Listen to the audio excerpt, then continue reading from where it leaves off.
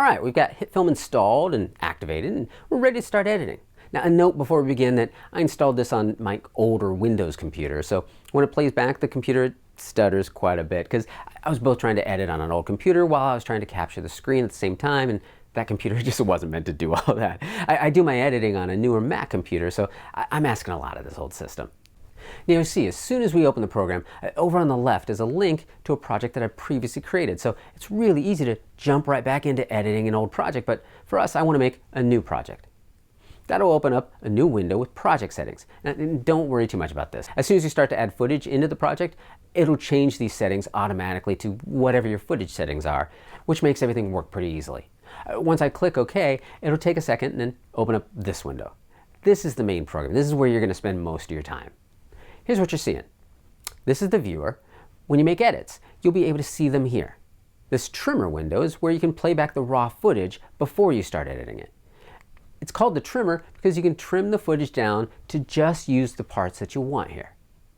And after you trim the footage, you drop it down into this window, and once it's there, it'll show up back in the viewer. This lower window, it's called the sequence or the editor.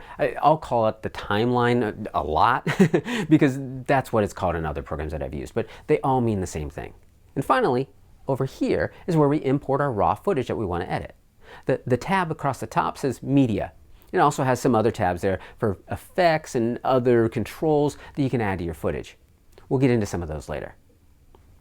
You can import footage by clicking the Import button and going to your footage folder, but I always like to just drag and drop from the File Explorer window. I've got a folder with a bunch of footage already open that we can play with here. Just drag it and drop it. There's footage, there's audio, there's even an interview. I click on the footage and it loads into the trimmer, and I hit play and it plays the footage. Pretty simple, right? The space bar, it can also start and stop the footage. We'll get into more keyboard shortcuts, but the space bar is an easy one that you should remember. It always starts and stops the footage playing. None of the clips I'm playing have any audio, by the way. They're just stock footage clips that are recorded without audio. This interview, though. Yeah, the thumb thing. Okay. Looks like we're good.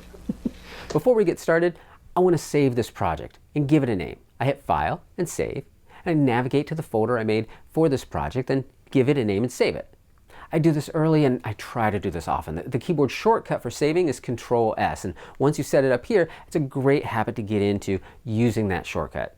If, heaven forbid, anything happens and the program crashes or the power goes out or whatever, usually your program, it'll go back to the last version that you saved.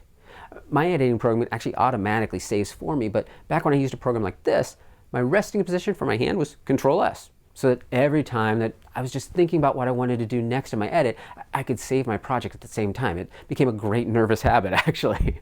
But let's put something on the timeline, into the edit. I want to get this kid here. Let's find just before he smiles. I want to put his smile on the timeline, so I want to tell HitFilm to use the part from just before he smiles until he smiles fully. I'm going to use the I key to set an endpoint. That's what the program calls the beginning of a selection, the endpoint. When I hit I, everything before the current point grays out, so it's not selected, and everything after the current point is selected. I'm going to hit the space bar to play the video until he smiles, and there it is. I want that smile, so I hit O for out. That selects just from the in point to the out point now, and nothing else. Now I can pick the clip up, drag it down to the timeline, and as I drag, if you notice, it's hard to read because it's under the cursor, but it says track 1. If I move it up just a bit, it says track 2. There are 2 video tracks on this timeline, and we can put this on either track. We'll see why that's useful in a minute, but we just want this on track 1, here at the very beginning. When I let go of this to drop it, the menu comes up saying that, well, this clip's settings are different than the sequence settings. It's asking, do I want to change the timeline settings to match the video clip that I'm dropping down? Well, yes, I do. That's what we were talking about earlier when we set up the new program, and I said, don't worry too much about the settings. We're setting them now, here, to match our video footage. Click Yes. I'm going to zoom in on the timeline so I can see the clip a little better. Right now, we're zoomed out so far, I can barely see the clip at the beginning of the sequence. To zoom in, I hold down Control, and then I move the scroll wheel on my mouse, and that zooms me in so I can see a little bit better. Spacebar to play it, and there it goes. This could get you an edited video, just what I've shown you so far. You find your clips, you trim them, you drop them on the timeline in the order that you want, and you've got a project. Now, of course, there's a lot more to it than this, but you've got those most basic tools. We'll continue this in the next lesson, and we'll get into doing some real editing.